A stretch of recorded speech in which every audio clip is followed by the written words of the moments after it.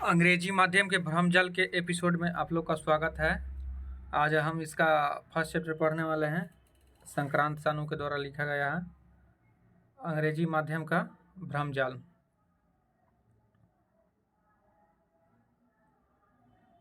देखते हैं आगे। देखिए, अंग्रेजी माध्यम की शिक्षा और आर्थिक प्रगति। अंग्रेजी माध्यम की शिक्षा और आर्थिक प्रगति क्या है? आज ऐसी धारणा बन गई है कि भारत की वर्तमान आर्थिक प्रगति में अंग्रेजी भाषा का विशेष योगदान है। ऐसी क्या बन गया है? धारणा बन गई है कि भारत आज जो प्रगति कर रहा है वो अंग्रेजी के बदौलत कर रहा है। हम यहाँ विभिन्न देशों की आर्थिक स्थिति और शिक्षा माध्यम के प्राथमिक विश्लेषण से यह परीक्षण करने का प्रयास करेंगे कि यह धारणा तथ्यों पर आधारित है भी या ऐसी ही हवा उड़ा हुआ है। लेखक बोल रहे हैं कि हम यहाँ पर विभिन्न देशों की आर्थिक स्थिति को शिक्षा के माध्यम के प्राथमिक विश्लेषण से आंकड़ा के द्वारा पूरा यह तथ्य देखेंगे कि यह धारणा सही है या गलत है। हम विशिष्ट रूप से अंग्रेजी माध्यम शिक्षा के परिणाम का अध्ययन कर रहे हैं, ना कि अंग्रेजी को द्वितीय व तृतीय भाषा के रूप में सीखकर उसे अभिव्यक्त का माध्यम बनाना। प्राथमिक परिणामों से ये संकेत मिलते हैं कि आर्थिक प्रगति का अंग्रेजी माध्यम की शिक्षा के प्रसार से कोई संबंध नहीं है। आर्थिक प्रगति का अंग्रेजी माध्यम में जो पढ़ाई होता है उससे कोई संबंध नहीं है। आर्थिक प्रतिबंध का, आर्थिक प्रगति का। जितने भी दूसरे देश है वो अपनी मातृभाषा में पढ़ते हैं, वो भारत से कहीं ज़्यादा उन्नत है। इस विषय का अधिक गहनता के साथ अध्ययन किए जाने की आवश्यकता है। भारत में भाषा नीति पर चर्चा मुख्य रूप से दो विषयों पर ही केंद्रित रहती है: राष्ट्रभाषा या संपर्क भाषा, और प्राथमिक व माध्यमिक शिक्षा के लिए अपनाया जाने वाला भाषाई फार्मूला। सार्वजनिक राष्ट्रीय भाषा पर होने वाली चर्चाएं प्रायः दो श्रेणियों में बटी रहती है। एक तो वे जो हिंदी का समर्थन करते हैं, दूसरे वे जो अंग्रेजी की वकालत करते हैं।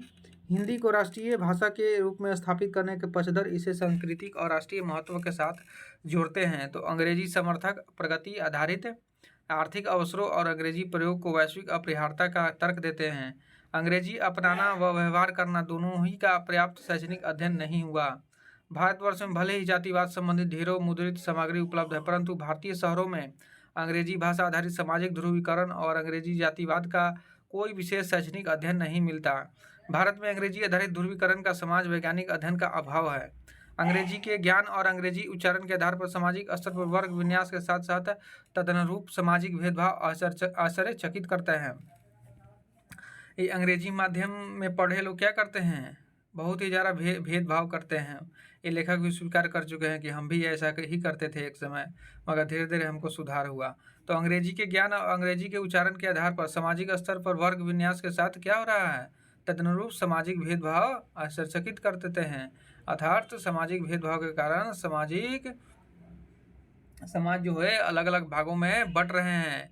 इसके अतिरिक्त यद्यपि अंग्रेजी माध्यम की शिक्षा मोटे तौर पर आर्थिक प्रगति से जुड़कर देखी जाती है, जबकि भारत में इसे संबंधित शोधपरक साहित्य का प्राय अभाव है जो इस तथ्य का समर्थन करता हो।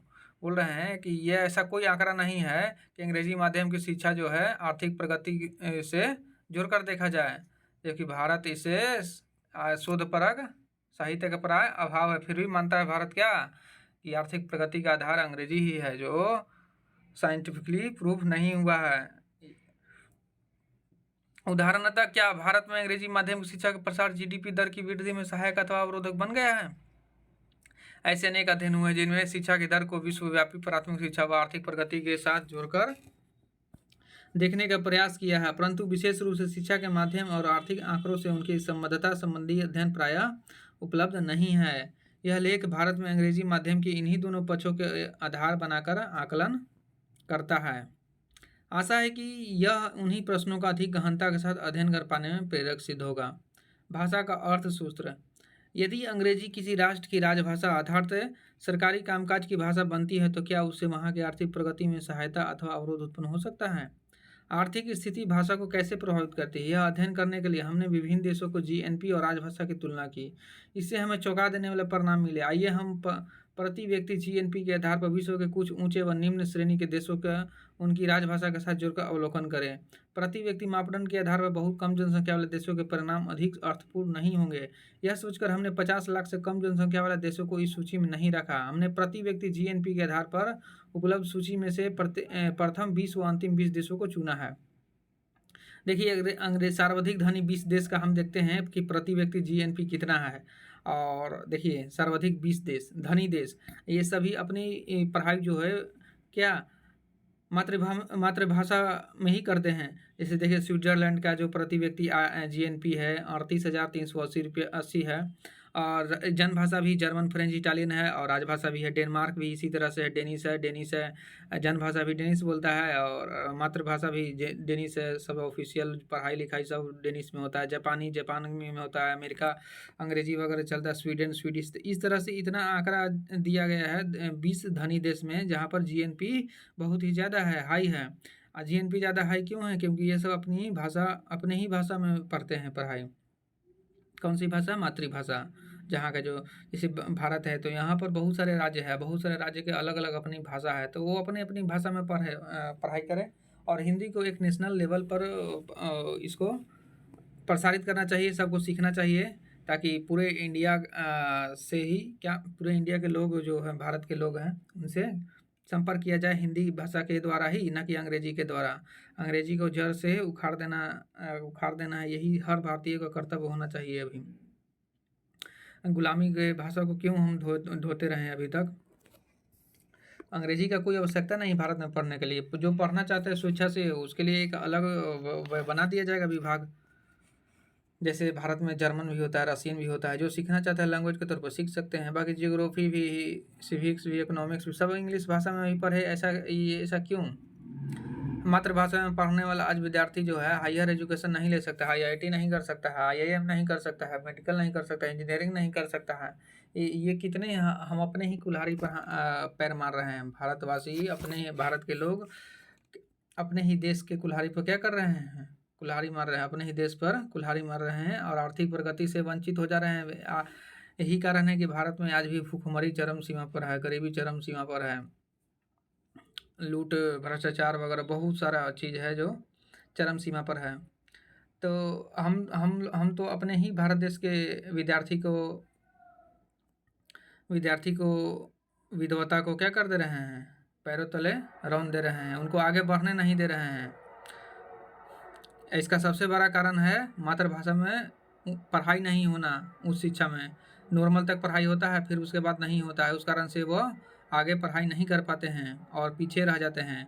अगर वो मातृभाषा में हायर एजुकेशन होता तो वो भी आगे पढ़ाई करते और अपने देश को आगे ले जाने के लिए, आसमान पर आगे ले जाने के लिए कड़ी मेहनत करके आगे ले जाते हैं। उक्त तालिका में बहुसंख्यक लोगों की स्वीकृत प्रथम भाषा ही जनभाषा। यह सूचीबद्ध भाषाओं में पर्याप्त विभिन्नता है, जिसमें यूरोपीय भाषाओं का वर्चस्व है। उल्लेखनीय है कि सभी प्रमुख 20 धनी राष्ट्रों में सरकारी कामकाज की भाषा एवं सभी स्तरों पर शिक्षा का माध्यम और स्थानीय भाषा जनभाषा से भिन्न नहीं है। स्विट्जरलैंड जैसे राष्ट्र में भले ही अनेक जनभाषाएं हो, परंतु वहाँ भी प्रमुख भाषा ही प्राथमिक शिक्षा का माध्यम है। इस प्रकार वहाँ वंशानुक्रम आधारित ऐसी वर्ग व्यवस्था नहीं है जिसमें किसी औपनिवेशिक भाषा को महत्व दिया गया हो। उपर्युक्त सभी देशों में उच्चतम स्तर की शिक्षा जनभाषा में उपलब्ध है। इन 20 में से प्रत्येक केवल 4 देशों में ही अंग्रेजी आधारित व्यवस्था है।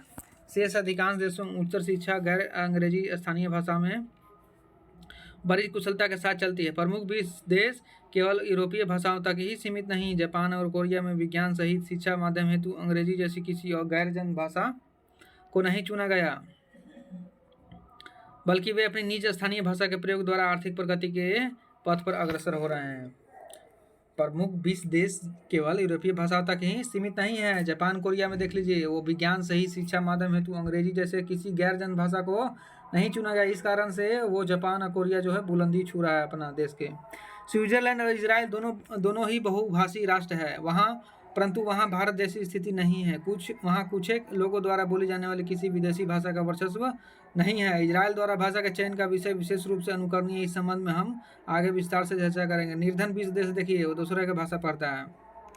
निर्धन 20 देश। आइए अब हम विश्व के 20 निर्धन राष्ट्रों की तालिका पर नजर डालते हैं। प्रति व्यक्ति जीएनपी के आधार पर यहाँ पर डिसाइड किया गया है। जैसे देखिए Congo, Ethiopia, Burundi, Sierra, Malawi, Niger, Chad, Mozambique, Nepal, Mali, Burkina, ये सब जो है दूसरे भाषा में पढ़ाई करता है, जिस कारण से गरीब है। एक आध दो को अपवाद मिल सकता है, तो अपवाद को छोड़ देना चाहिए। बाकी सब यहाँ देखा जाए, देखिए लिंगाला है, ये राजभाषा इसका फ्रेंच है, अम्हारिक है, ये ठीक है, ये अपवाद है। किरुंदंती फ्रेंच में पढ़ता है, मेंडे तेमेने क्रियो अंग्रेजी पढ़ता है। बताइए, जनभाषा है मेंडे तेमेने क्रियो, पढ़ रहा है अंग्रेजी में, तो वो कहाँ से विकसित कर पाएगा। इस तरह से 20 देश का पूरा ग्राफ दिया गया है अच्छा से। केवल 15 लाख से 50 लाख से अधिक जनसंख्या वाला का लिया गया है। इस तालिका में अधिकांशतः वही यूरोपीय भाषाएं देखने को मिलती है।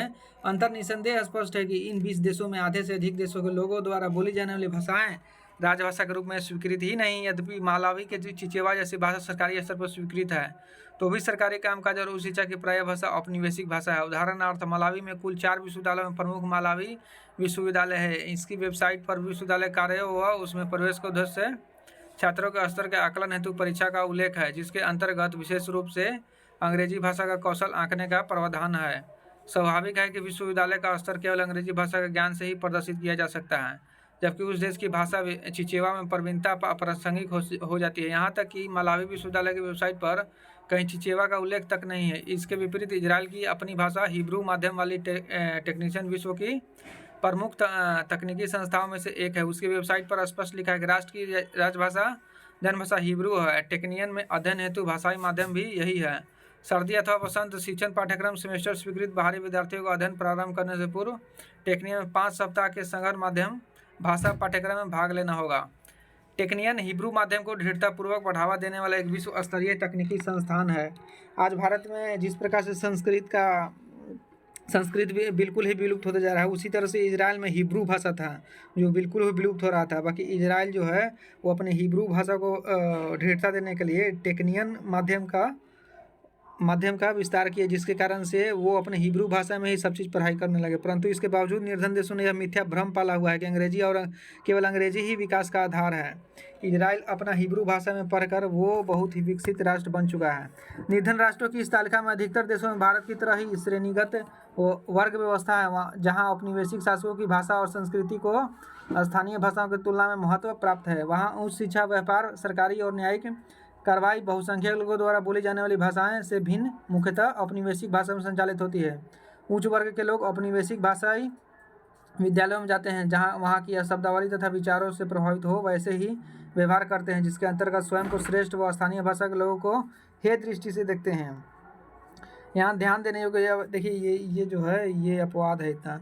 यहाँ ध्यान देने योग्य बात है कि 20 निर्धन राष्ट्रों की सूची में 6 देश ऐसे हैं जहाँ राजकाज उच्च शिक्षा की भाषा अंग्रेजी है, जबकि धनी राष्ट्रों के विषय में यह स्थिति केवल 4 देश है। तो ये अपवाद है 2-3।